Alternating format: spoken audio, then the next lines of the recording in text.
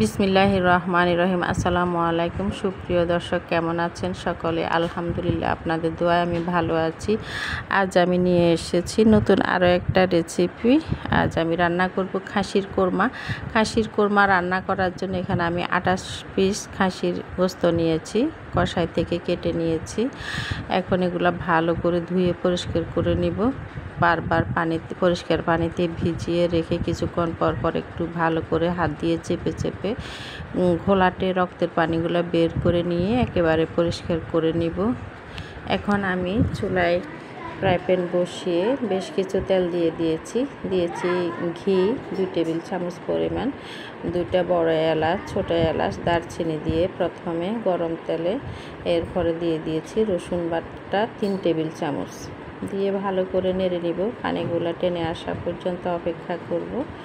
পানিগুলো টেনে আসলে রসুনের সুন্দর গ্রান যখন বের হবে তখনই দিয়ে দিব পেঁয়াজ বাটা দিয়ে দিয়েছি। এখানে আমি মেজারমেন্ট কাপের 1 কাপের থেকেও বেশি হবে দিয়ে ভালো করে নাড়ব। বেশ কিছুক্ষণ পেঁয়াজের পানি টেনে আসার পরে দিয়ে দিব 2 টেবিল চামচ আদা বাটা দিয়ে আমি দিয়ে দিব খাসির মাংসগুলা দিয়ে ভালো করে নেড়ে লবণ দিয়েছি 1 টেবিল চামচ আমি বাসায় তৈরি করা গরম মশলা বাটা, আর দিয়েছি উঁচা করে 1 টেবিল চামচ জিরা বাটা।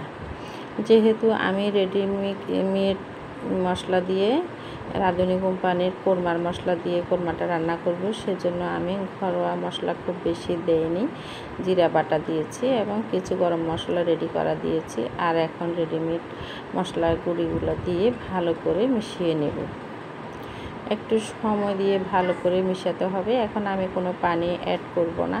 ভালো করে কষিয়ে বারবার নেড়ে যখন যে পানি বের হবে মাংস থেকে, পানিগুলো টেনে আসবে, তখনই আমি দিয়ে দিব টক দই।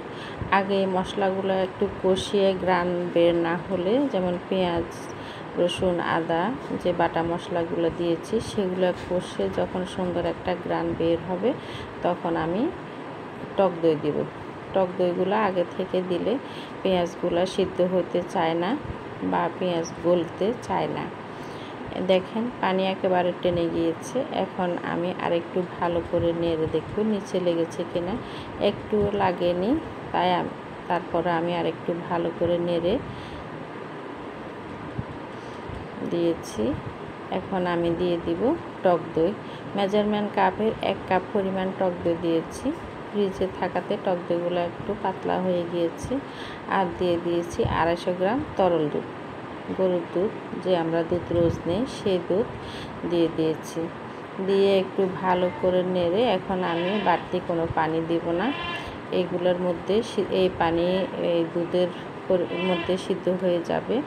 ভালো করে সিদ্ধ হয়ে আসছে। এখন আমি প্রথমে একটু গ্যাসের চুলে কষিয়ে নিয়ে এরপরে মাটির চুলে বসিয়ে দিয়েছি। যেহেতু সিলিন্ডার গ্যাস, তাই আমি বাকি রান্নাটা মাটির চুলাতেই করব। একটু কাঁচামরিচ বাটা দিয়ে নেড়ে ঢেকে দিয়েছি। এখন কিছু মশলা রেডি করে নেব। 1 মুঠো কিশমিশ, একটা ছোট নারিকেলের 4 ভাগের 1 ভাগ এবং পেঁয়াজ বেরেস্তা দিয়ে ব্লেন্ডার করে দিয়ে দিব। একটু ভালো করে নেড়ে দিব, মিশিয়ে দিব। এখন রান্নাটা হয়ে গিয়েছে। খুব সুন্দর একটা গ্রান বের হচ্ছে, পেঁয়াজ বেরেস্তা নারকেল বাটার সুন্দর গ্রান। কয়েকটা কাঁচামরিচ ছড়িয়ে দিয়ে ঢেকে রেখে দিব। প্রায় 10 মিনিটের মতন রেখে আমি পরিবেশন করব। ভিডিওটি যদি ভালো লাগে, আপনার মূল্যবান সময় দিয়ে সম্পূর্ণ ভিডিও দেখার জন্য ধন্যবাদ। ভিডিওটি ভালো লাগলে লাইক, কমেন্ট, শেয়ার করবেন। চ্যানেলটি সাবস্ক্রাইব করবেন। পাশে থাকা বেল আইকনটি প্রেস করবেন, তাহলে সব নোটিফিকেশন আপনার কাছে চলে যাবে। ভিডিওটি দেখার জন্য ধন্যবাদ। আসসালামু আলাইকুম।